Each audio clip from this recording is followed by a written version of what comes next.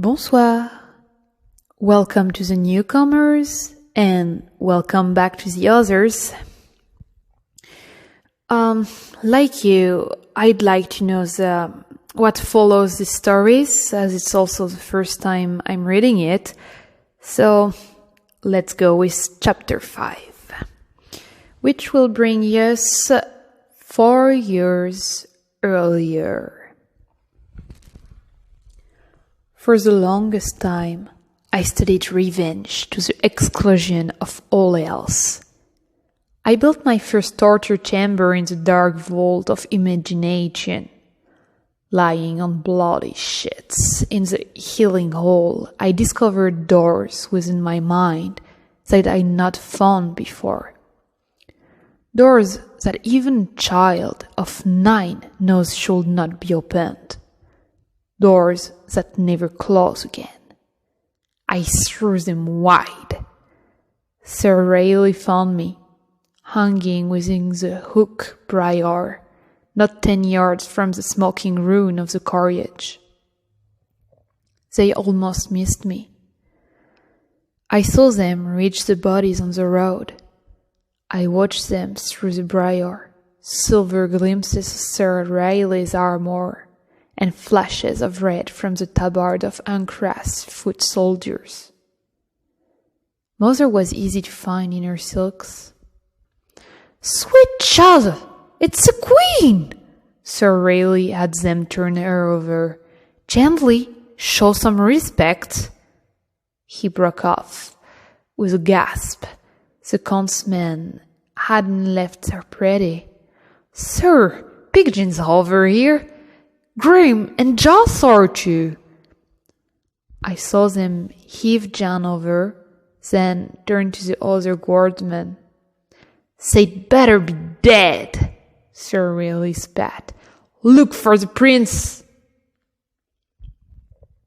I didn't see them find Will, but I knew they had by the silence that spread across the men. I let my chin fall back to my chest and watched the dark pattering of blood on the dry leaves around my feet. "Hell," one of the men spoke at last. "Get on a horse. Easy with them," Sir Rayleigh said. A crack ran through his voice. "And find them here." With more vigor, but not hope, I tried to call to them, but the strength had run from me. I couldn't even lift my head. "He's not here, Sir Rayleigh. They've taken him as hostage," Sir Rayleigh said. He had part of it right. Something held me against my will. "Set him by the Queen. Gentle with him. Secure them," Sir Rayleigh said. "We ride hard for the tall castle." Part of me wanted to let them go. I felt no pain anymore, just a dull age. And even that was fading. A peace folded me with the promise of forgetting. "Sir!" A shout went up from one of the men. I heard the clunk of armor as Sir Rayleigh strode across to see. "Piece of shield?" he asked. "Found it in the mud. The carriage wheel must have pushed it under."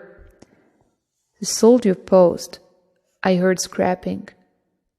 "Looks like a blackwing to me." A crow on a red field. "It's Count Renar colors," Rayleigh said. "Count Renar?" I had a name. A black crow on a red field. The insignia flashed across my eyes, seared deep by the lightning of the last night's storm. A fire lit within me, and the pain from 100 hooks burned in every limb. A groan escaped me. My lips parted, dry skin tearing, and Rayleigh found me. "There's something here!" I heard him curse as the hook briar found every chink in his armor. "Quickly now! pull this stuff apart!" "Dead," I heard the whisper from behind Sir Rayleigh as he cut me free. "He's so white." I guess the briar near bleed me dry. So they fetched a cart and took me back. I didn't sleep. I watched as the sky turned black, and I thought. In the healing hole, Friar Glenn and his helper Hinch dug the hook from my flesh. My tutor, Lundest, arrived while they had me on the table with their knives at. He had a book with him, the size of a Teuton shield, and 3 times as heavy by the look of it. Lundest had more strength in that wizened old stick of a body than anyone guessed. "Those are fire-clean knives, I hope, Friar." Lundest carried the accent of his homeland in the utter east, and a tendency to leave half of a word unspoken, as if an intelligent listener should be able to fill in the blanks. "It is purity of spirits that will keep corruption from the flesh, tutor," Friar Glenn said. He spared Lundest a disapproving glance, and returned to his digging. "Even so, clean the knives, Friar. Holy Office will prove scant protection from the king's ire if the princes die in your halls." Lundest set his book down on the table beside me, rattling a tray of vials at the far end. He lifted the cover and turned to a marked page. "The thorns of the hookbriar are like to find the bone." He traced a wrinkled yellow finger down the lines. "The points can break off and sour the wound." Friar Glenn gave a sharp jab at that, which made me cry out.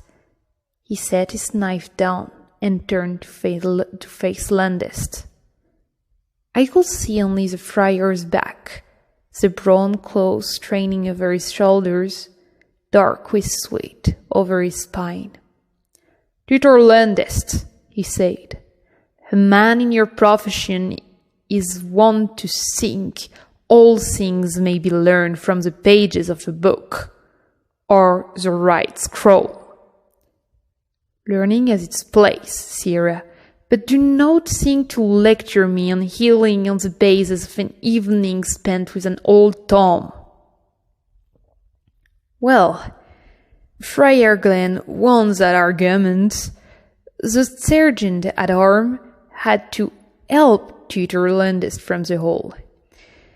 I guess, even at 9, I had a serious lack of spiritual purity from my one sword within 2 days. And for 9 weeks, I lay in fever, chasing dark dreams along death's borderlands. They tell me I raged and howled, that I raved as the pus oozed from slice where the briar had held me.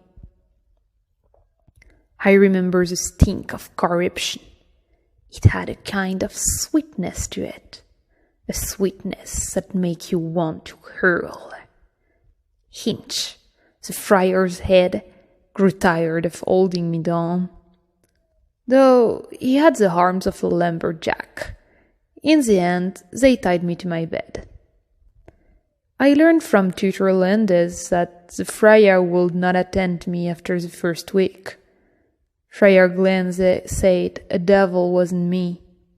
How else could a child speak such horror?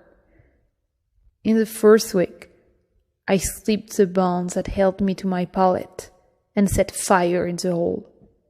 I have no memory of the escape or my capture in the woods. When they cleared the ruin, they found the remain of Inch, with the poker from the earth lodged in his chest. Many times I stood at the door. I had seen my mother and brothers thrown through the doorway, torn and broken, and in dreams my feet will take me to stand there, time and again. I lack the courage to follow them, held on the barbs and hook of cowardice. Sometimes I saw the dead land across a black river, sometimes across a chance, spanned by a narrow bridge of stone. Once I saw the door in the guise of the portals to my father's throne room, but edged with frost and weeping pus from every join, I had but to set my hand upon the handle. The Count of Reynard kept me alive. The promise of his pain crushed my arm under its heel. Hate will keep you alive where love fails. And then, one day, my fever left me. My wounds remained angry and red, but they closed. They fed me chicken and soup, and my strength crept back, a stranger to me. The spring came to paint the leaves back upon the trees. I had my strength, but I felt something else had been taken. Taken so completely I could no longer name it. The sun returned, and matched Friar Glen's estates. Landis returned to instruct me once more. The first time he came, I sat apt. I watched him set out his book upon the table. Your father will see you on his return from Gales, Landis said. His voice held a note of reproach, but not for me. The death of the Queen and Prince William weighs heavy on him. When the pain eases, he will surely come to speak with you. I didn't understand why Landis should feel the need to lie. I knew my father would not waste time on me whilst it seemed I would die. I knew he would see me when seeing me served some hand. Tell me, tutor, I said, is revenge science or an art? Okay, folks, that's it for chapter 5. I guess I'll go with chapter 6 right away. Got some times. Bye.